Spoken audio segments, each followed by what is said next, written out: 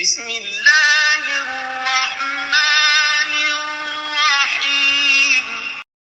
Khomeini جب انقلاب آیا، ایرانی انقلاب آیا 1979 میں، اور پوری دنیا میں غلغلہ اٹھا کہ وہ اسلام لا شیعہ لا سنیہ، اسلامیہ یہ نعرے لگے، بڑے بہہ گئے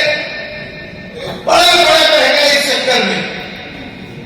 تو میرا اپنا ٹوٹا رسالہ البدر نکلتا ہے، تو پہلے تو میں نے ایک خط لکھا خمینی صاحب کے نام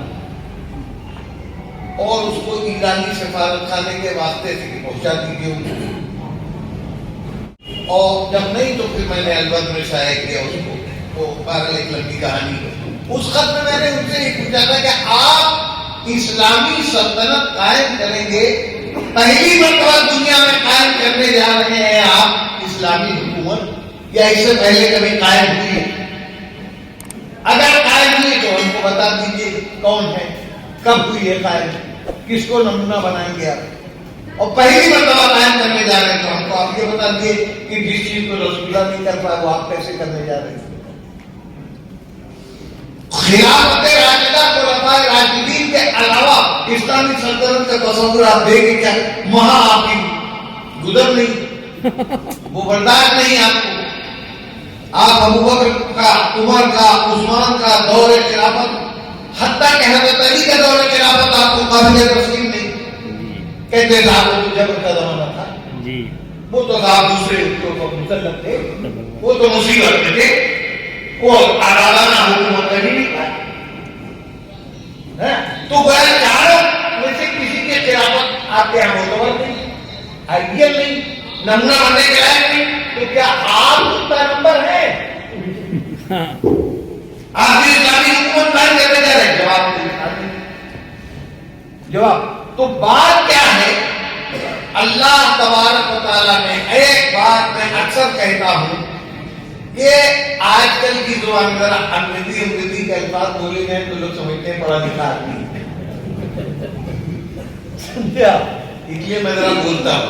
ہمارے مولوی لوگ جو ہیں، مولانا محمود صاحب بھی، یہ بھی تو دو چار ہندی کے الفاظ یہ بولتے ہیں تاکہ لوگ یہ سمجھیں کہ پڑھے لکھے، تو ہم بھی انہیں میں سے ہیں۔ تو ہم بھی اپنے آپ کو شو کرنے کے لیے کہ پڑھے لکھے کا احساس انگریزی کے الفاظ تو اجاں آپ کہیں گے۔ تو بہرحال میں کہتا ہوں یہ ڈیپ سائنٹیفک سسٹمیٹک سسٹم اللہ تبارک و تعالیٰ نے بائیداد اتارا قرآن کی صورت، انسانیت کا بائیداد دستور، پھر انٹرپریٹ کون کرے اس کو؟ کیا تم سمجھو کہ بھیج کے کام ختم؟ اس کو یاد کرانا، اس کی تشریح کرانا ہماری اللہ نے پہلے مفسر قرآن، پہلے شارح قرآن کے حصے سے حضرت نبی صلی اللہ تعالی علیہ وسلم کو بھیجا۔ پھر نبی نے کیا کہا؟ اس کے لیے صحابہ کو یہ دین کڑیا ہے، دینوں کو جوڑے بغیر دین مکمل نہیں ہو سکتا۔ کوئی بھی کڑی اس میں سے ٹوٹے گی، دین ہاتھ نہیں لگے گا، نہ اللہ ہاتھ لگے گا، نہ نبی ہاتھ لگے گا، نہ قرآن ہاتھ لگے گا۔ کہا کوئی ہمارے دیے ہوئے کیا؟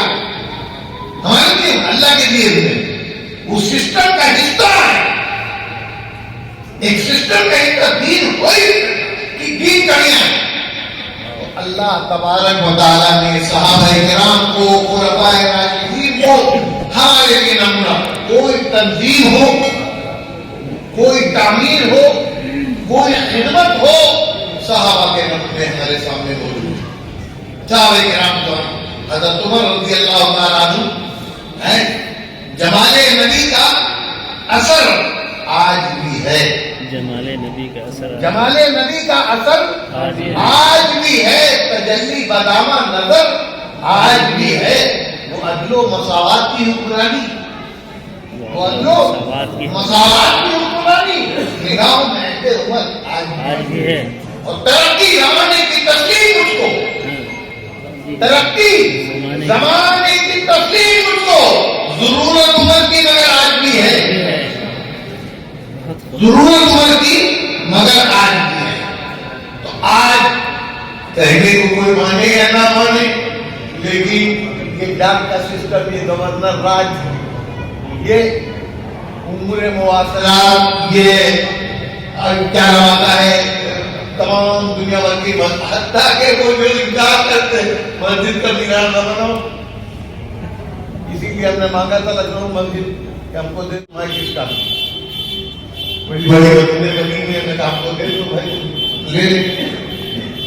تو اتحاد اتحاد کا یہ بھائی ہمارے یہاں رمضانی بھر کے لیے دے دو، ہمارے یہاں تراویح بڑی پریشانی ہو رہی ہے، ہمارے پاس حفاظ ماشاء اللہ زیادہ مسجدیں نہیں ہیں تو دو اوپر نیچے تراویح ہو رہی ہے، ہم کو دے دو اتنی بڑی بڑی مسجدیں، ہم رمضان بھر کے لیے دے دو، نہیں دیا۔ تو مطلب یہ کہ مینار بناؤ گے، حضرت عمر کی یادگار ہے، پہلی مرتبہ حضرت عمر نے بنوایا کہ مینار کہاں تک پہنچا چھوڑے گا۔ تو ہمارے سامنے نمونہ ہے صحابہ کرام رضوان اللہ تعالیٰ علیہم کا۔ اس طرح کی مزید اسلامی معلوماتی ویڈیوز کے لیے آپ ہمارے چینل اسلامیات قطر کو سبسکرائب کر لیں اور بیل آئیکن کو دبا دیں تاکہ ویڈیو اپلوڈ ہوتے ہی آپ کو نوٹیفیکیشن مل جائے۔ جزاکم اللہ خیرا۔